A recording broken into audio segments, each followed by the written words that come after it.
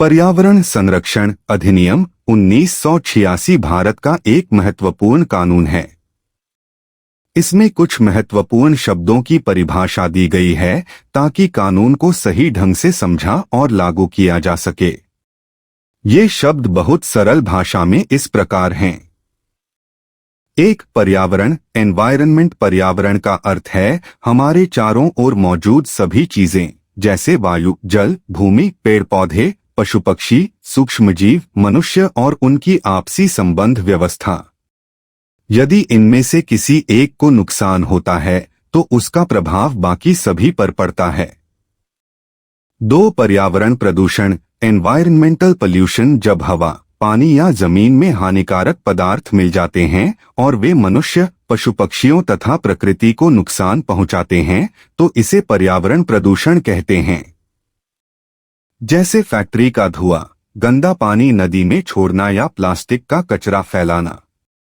3. खतरनाक पदार्थ hazardous substance. ऐसा रसायन या पदार्थ जो अपने गुणों या गलत तरीके से उपयोग किए जाने के कारण मनुष्य, जीव जंतुओं, पौधों, संपत्ति या पर्यावरण को नुकसान पहुंचा सकता है, खतरनाक पदार्थ कहलाता है। उदाहरण के लिए जहरीली गैसें, तेजाब, कीटनाशक और औद्योगिक रसायन। 4. हैंडलिंग खतरनाक पदार्थ का निर्माण करना, पैक करना, संग्रह करना, उपयोग करना, एक स्थान से दूसरे स्थान तक ले जाना, बेचना, नष्ट करना या उससे संबंधित कोई भी कार्य हैंडलिंग कहलाता है। अर्थात खतरनाक पदार्थ से जुड़ी हर गतिविधि इसमें शामिल होती है। 5. अधिभोगी ऑक्यूपायर। वह व्यक्ति जो किसी फैक्ट्री, उद्योग या परिसर का नियंत्रण करता है या जहां खतरनाक पदार्थ रखा या उपयोग किया जाता है, अधिभोगी कहलाता है। उसका कर्तव्य है कि वह सभी सुरक्षा नियमों का पालन करे और प्रदूषण न होने दे। केस स्टडी भोपाल गैस त्रासदी।